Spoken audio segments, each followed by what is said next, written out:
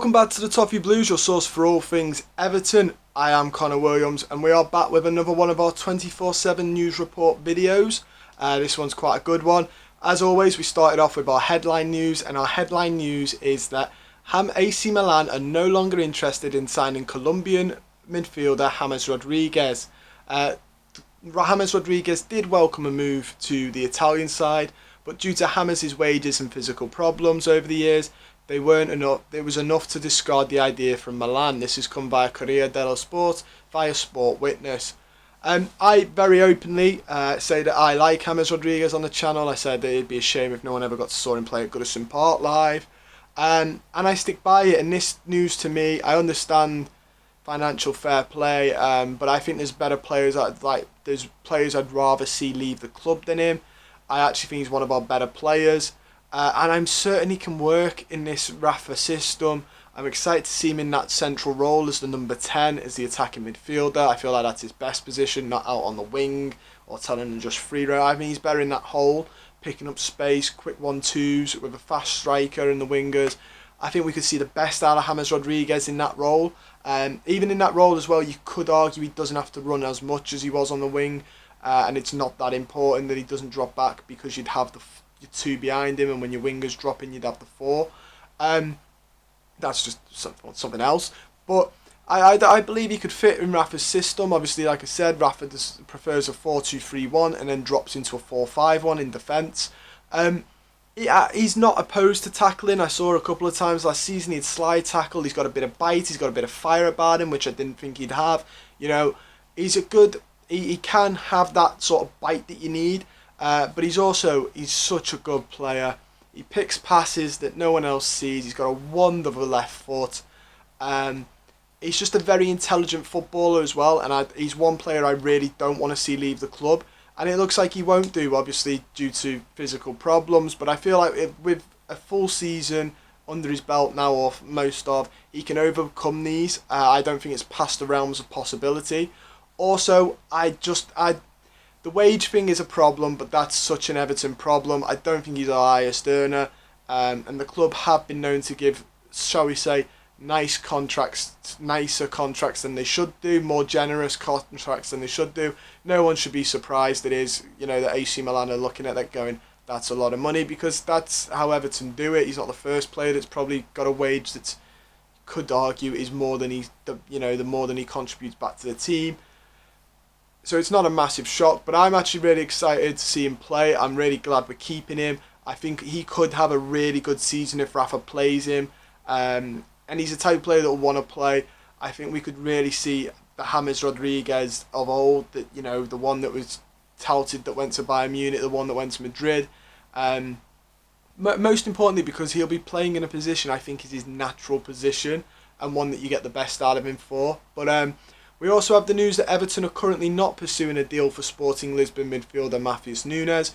Rafa Benitez would like to sign another midfielder, but it will be unlikely. But he will likely want to get rid of Fabian Delph first. That comes via the Liverpool Echo. I'm not surprised. I am surprised because on yesterday's video, and don't forget this is all paper talk. You got to take everything with a pinch of salt. We're not saying it. This is just what we've grabbed. Hence why I say the sources, because it's not me claiming it. It's just what is out and about. Yesterday's news report sounded like it went from a journalist saying it's nailed on, to a couple saying it's very likely, to now saying it's not that likely. This is what transfer windows are all about. I think we probably are the most likely to sign him because of the talks between him when Nuno was going to get the job, potentially. But it just goes to show he's not going to turn up in Liverpool to do his contract signing or a medical anytime soon. You don't need to get your track flight ID apps out or anything like that just yet. And I completely understand Benitez's thought of let's get rid of someone before we sign someone. The club do need to get rid of some of this dead wood, and Fabian Delph very much fits the bill. My only issue with this is that if that's the case, we could end up losing out on Matheus Nunes, because I don't believe anybody really wants Fabian Delph. I know Watford was sniffing, but I don't think Watford are going to spend the money on him. Although I do believe that might be his level, a lower Premier League club / Championship, that is probably the level he's at. but I don't see them wanting to pay for him, and he's recently come out and said stuff that indicates he might not get the vaccine, which holds a whole minefield of will he be allowed in the stadiums then, because the rules state that only fully vaccinated are allowed in the grounds. So that's a minefield that we won't get into, but you can see why that might be a headache for clubs that might want to sign him. And also just anybody with a footballing, I find it mental that only Everton fans don't rate him and everyone else seems to, because anyone like with a footballing brain looks, because everyone says, he's won the league with City, he did that speech on All or Nothing against Guardiola, the basics of football.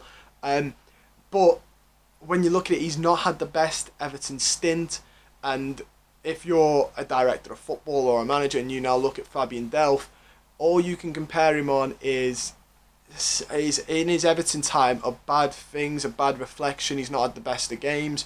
So then you're looking beyond that at maybe City, but you can't sign him because of a club he played for going on 3 years ago now. So they will only look at him because of how his performance has been for Everton, and they're not stellar. I think that's fair to say. He's not had stellar performances for us.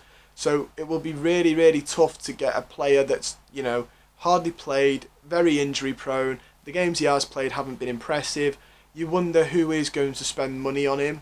If he was a free contract, you could sort of maybe beg the case. But bearing in mind that you'd have to buy him, I can't see many clubs wanting to do that. We also have a rumour appeared today that Tom Davies could be involved in a loan swap for Newcastle Sean Longstaff.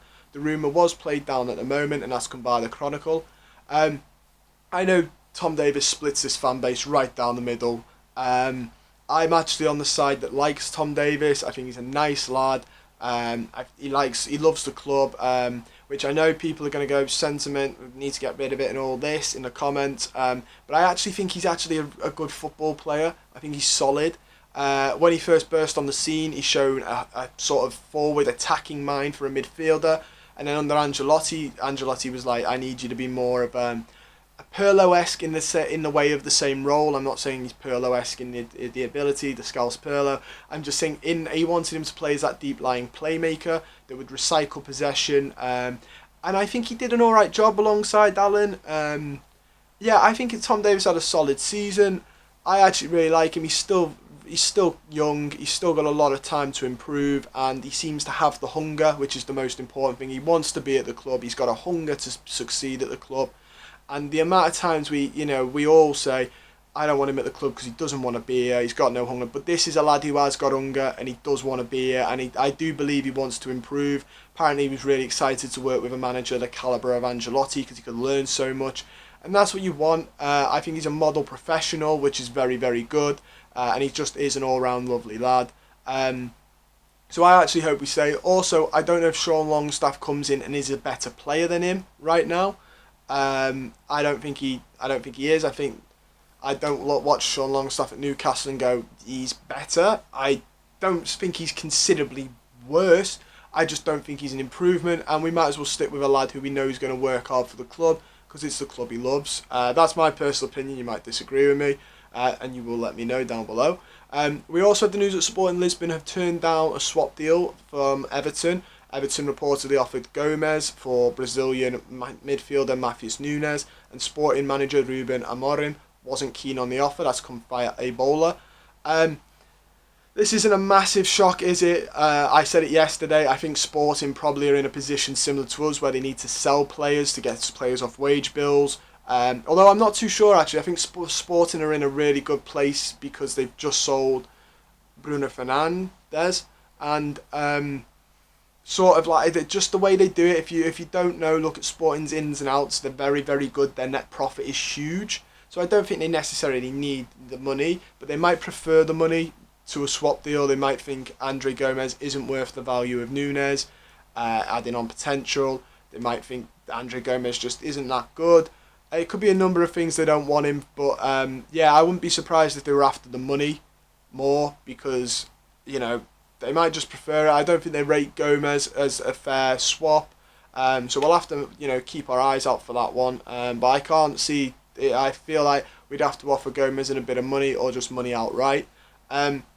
We also have the news that Club America have set their Jorge Sanchez price late on Wednesday. Journalist Ruben Rodriguez claimed Club America would be willing to say Jorge Sanchez, sell him, but only on a permanent move. Obviously, he's at the Olympics now, or has been with Mexico, and Club America have set their price at $10 million or £7.2 million. It's a good price. He's obviously not Denzel Dumfries or Max Aaron, so I'm obviously going to be a little bit deflated on the news just because he's not who I wanted, but that doesn't mean he's not going to be a good player. I'm holding judgment because I didn't watch a lot of him at the Olympics, and I don't want to judge him if I've not seen him, I don't want to do that. I don't want to write him off before I've even seen him kick a ball. The price is a good price. He's quite young. The price is an okay price. It's South America and South American football.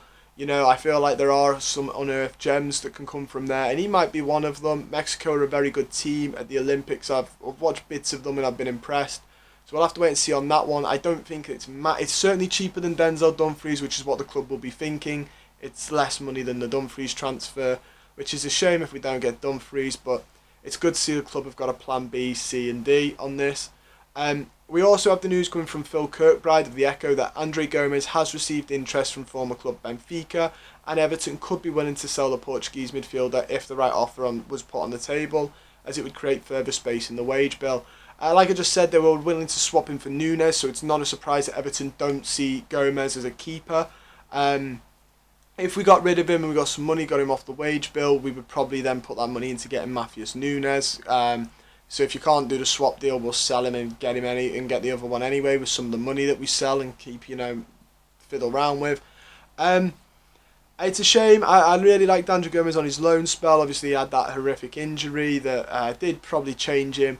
But I always thought he blew very hot and cold anyway. He'd have moments, he'd have games, but he'd have also key moments where you go, good player, really good player, good passes, good dribbling, very good dribbling. But then you'd see moments where he'd run into a cul-de-sac, turn around, pass backwards, and you'd be like, why have you passed backwards? We're on the break. Which might be a confidence thing, I don't know, but he's very hot and cold, and obviously the club are looking at Matheus Nunes now, who's a little bit younger, and hopefully he's a little bit more confident on the ball. He won't be carrying it out to push it back, so we'll have to wait and see on that one. We do have some good news here that Favicio Romano has ruled out the possibility of Richarlison joining up with Angelotti at Madrid. He was asked on Twitch, Romano, if there was any truth in the links. He simply replied no. Richarlison's had a really good Olympics, by the way. If you're watching it, I have made sure I watch all of Brazil's games for Richarlison. And he's their tailsman at the minute. He's getting all the goals. He's having a great time. It's good to see that he's not having his head turned, because obviously we've done a lot to accommodate him. We've let him go to the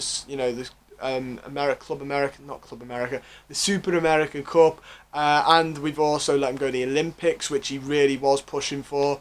So it's good to see that if we accommodate him, he should hopefully accommodate us by repaying us back on the pitch, which I think he will. I think he'll come back with a good attitude. Don't know when he'll be coming back though, because he will need a break, and I imagine the club are going to give him a month's break, so maybe someone we don't see till late September, which in that case, luckily we have Damari Gray that can play out on the left. But yeah, we also have the news that reports in Italy claim Everton target Joaquin Correa is waiting a move away from Lazio amid the interest from Inter Milan and the Premier League. Correa dello Sport claim that the player has shown an interest to leave, and has alerted two of the clubs monitoring his situation. But Lazio president Claudio Latito has reportedly requested 30 million for the Argentinian, and it's unsure whether either club are going to make those demands, meet them. 30 million euros is a lot of money. I can see why the club are hesitant. Inter Milan are obviously in a similar cash strap situation because they want Dumfries and for the same reason aren't. Obviously they might sell Lukaku now though, so they might be able to spend a little bit more. He's a very good player, he's very versatile, he can play across the front four, so that's your cam, your left, your right and your striker. And he's a good player, I really like the look of him, I have watched him play. I can see why the club are hesitant though. 30 million is a lot of money. We'll have to wait and see what outgoings we have before we can bring him in. But that is all we've got time for today. Don't forget to like the video, subscribe, comment down below on anything that I've discussed. Do you think that Correa would be a good signing? Are you happy James Rodriguez is staying? Do you think we'll end up getting Nunes? And does Sean Longstaff for Tom Davies seemed like a good swap for you. Let me know down below. Don't forget you can follow myself and the Toffee Blues on Twitter. Links are in the description down below as always. And most importantly, stay safe.